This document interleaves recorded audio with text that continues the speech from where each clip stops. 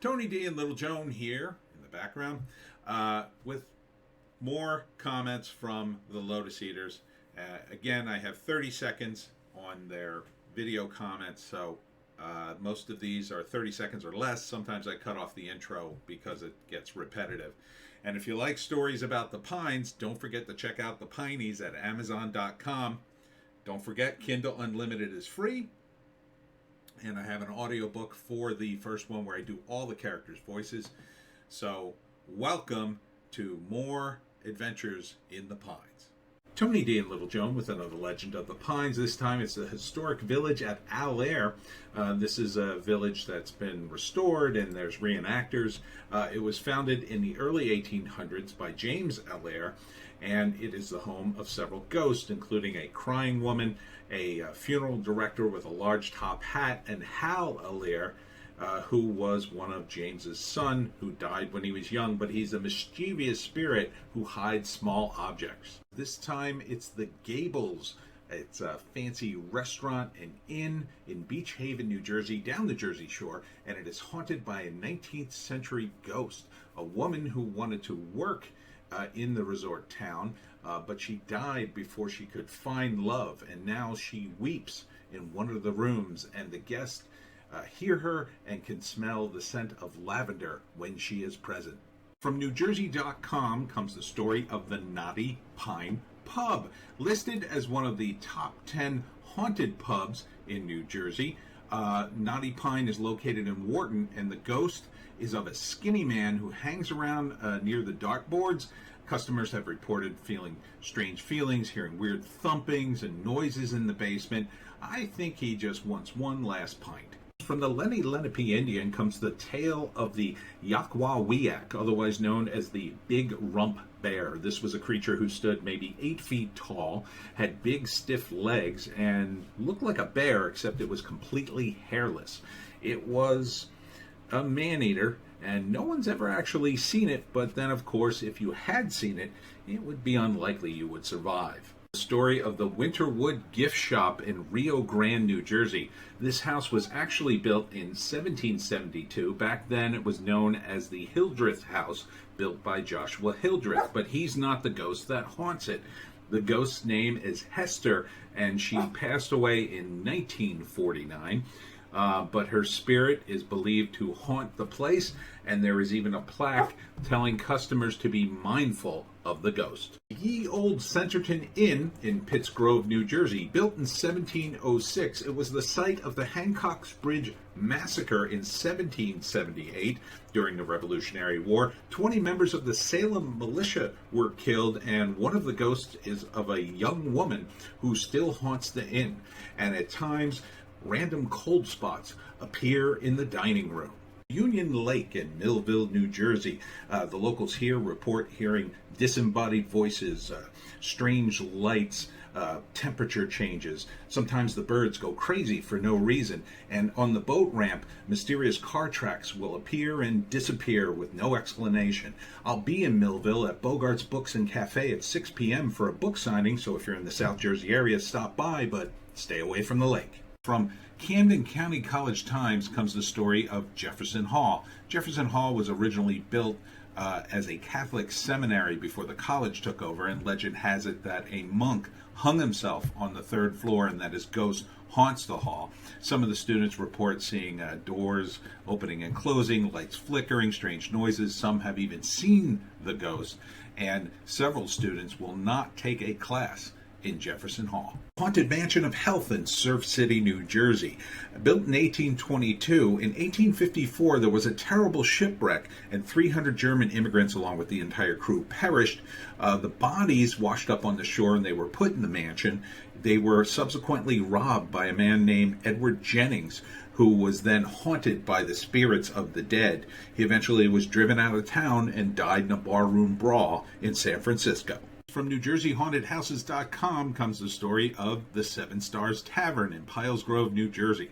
The tavern was the home of several ghosts, including that of a man who buried his valuables during the Revolutionary War and returns at night to try to find them. A Tory spy who got hung in the attic, and Bluebeard the pirate, whose body was found in a nearby creek. The bunker at Cape May Point, otherwise known as Battery 223.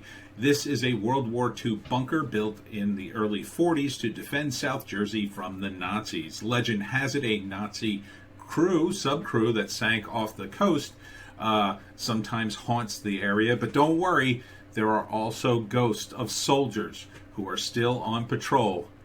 Thank you for your service, ghost soldiers. Hey guys, Tony D and Little Joan. Callum asked about the bunker.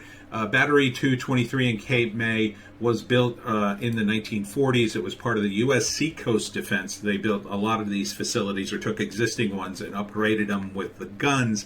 But by 1950, they were basically obsolete. They were disarmed or incorporated into existing military bases. The Coastal Artillery Corps, which ran them, was abolished and absorbed into other branches of the military. Woodlawn Sports Complex in Maple Shade, New Jersey. Residents here report seeing a ghostly apparition of a girl who supposedly committed suicide after a bad breakup with her boyfriend. People report temperature changes, swinging back and forth violently, and most creepily of all, the voice of the girl reciting a poem. Even in the afterlife, there's a lot of teenage angst. The airport at Kettle Run Road in Marlton, New Jersey. This is an abandoned ghost airport in more ways than one. Rumor has it that the place was burned to the ground by an angry employee whose ghost still haunts the area along Kettle Run Road. So be careful if you go there. Oddly enough, the airport's no longer in existence, but it still is open for reviews on Google Maps. The Inn of the Hawk in Lambertville, New Jersey, built in the early 1860s. It was a private residence, then an inn, and now a restaurant. It has two ghosts at least, including that of Jake the Handyman and a girl in a yellow floral dress, who are very nice ghosts. They have menu items like fish and chips for you Brits, and a New York strip steak for only $26.95, and at that price, I ain't afraid of no ghost. Tony D and Little Joan with another Legend of the Pines from hauntedhouses.com. Tony D and Little Joan with another Legend of the Pines. Tony D and Little Joan with another Legend of the Pines from hauntedhouses.com come the story of Joan. You're being so loud. It's very late. I shoot these very late at night. Tony D and Little Joan with another Legend of the Pines from hauntedhouses.com come the story of... Alright, forget it. Sketch Club Players Theater in Woodbury, New Jersey. The theater was originally built as a school in 1889, turned into a theater in 1951. It has been the site of many strange and unusual occurrences. There is a room on the second floor. You'll sometimes hear a party going on, but when you rush to the door and open it, the sound stops and there is no party. Lucilles Luncheonette, otherwise known as Lucille's Country Cooking, a place in the Pine Barrens where it's said you can see the Jersey Devil. You can certainly see their statue outside. It's located in Barnegat, New Jersey. It's been open for 48 years, celebrating their 48th year, and you can get waffles with blueberries and, of course, the Jersey Devil cheesesteak, which is cheesesteak with chili and fried onions. The Egglington Cemetery in Clarksboro, New Jersey. This is a continuously operating cemetery since 1776. It is full of ghosts, and a group by the name of Precision Paranormal has some of the recordings of their ghostly noises. Check out their website if you'd like to hear it. And if you'd like to see me, I will be at the Showboat Casino for the New Jersey Horror Con this Friday, Saturday, and Sunday. From NewJerseyHauntedHouses.com comes the story of the watch case company Clock Tower. This 8-story tower was built in 1908 and was part of the extension for the Pavilion Hotel, which has since been torn down. However, the clock tower remains, and it is considered very haunted, full of ghosts and spirit orbs, and you can see by the picture it's very creepy looking. It is today used as an office building. Tom's River Haunted House. This was a house rented by this New Jersey couple who were besieged by ghosts for the 1 week they lived there. They decided that they would sue their landlord to try to get their deposit back, and the entire thing went on the People's Court TV show, where the judge ruled the couple had to pay the landlord 3 months worth of rent, and the landlord had to spend one night in the house before he ever rented it again. From Weird New Jersey magazine comes the story of the Atlantic City atomic bombs. In July of 1957, the Air Force was moving atomic bombs in this plane when it lost 2 engines and the crew was forced to jettison weight. They dropped 2 atomic bombs without their cores into the ocean off the coast of Atlantic City. They landed the plane safe, but the bombs were never recovered. From NorthJersey.com comes the story of Gregorys Restaurant and Bar in Somerset, New Jersey. Known for its Taco Tuesday and good wings, Gregorys was built in 1908 and was at some point used as a brothel probably around Prohibition. Its main ghost is that of a man named Uncle Eddie who used to work in the bar, but he's dead now and apparently continues to work even in the afterlife. This is the Rockefeller College Quad on the Princeton University campus. It was built on a cemetery for the Fitz-Randolph family. When workmen were knocking over some other building before, they found 2 skeletons in a wall. The ghosts in question reside in those rooms above the archway, and apparently they just move a couch back and forth, which seems pretty mild considering that they found 2 skeletons in a wall. The Legend of the Black Dog. This is a very common folk tale in many different cultures, including England, but usually when it's in another culture, the black dog is considered an evil spirit, a bad omen. But in South Jersey, the ghost dog is considered a positive spirit, a spirit that helps people. Even in the afterlife, you gotta love doggos. Henry Ludlam Inn in Dennisville, New Jersey. According to the Light 96.9, South Jersey's best variety radio website, the inn was built in 1740. It was for sale in 2013 and has 6 bedrooms, 6 baths, 4 fireplaces, and a ghost that dresses in early 1900s period clothing and moves stuff around. You could own it for just $377,000. The House of the Jersey Devil. According to AncientOrigins.net, this is the house at 399 Moss Mill Road in Leeds Point, New Jersey. This is a picture from 1937. It was owned by Deborah and Japhet Leeds, and when Japhet died, he wrote his will out to 12 children, the 13th one being the Jersey Devil.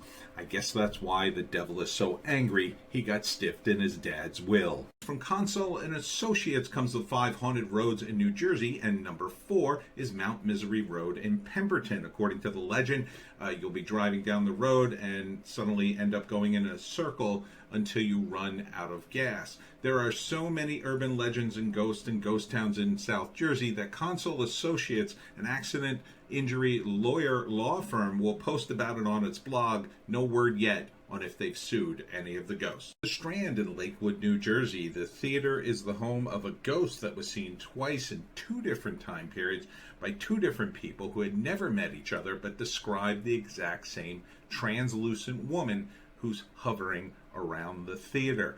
I feel bad for the ghosts that are trapped in entertainment centers. They have to suffer through the same woke crap that's being produced these days over and over again.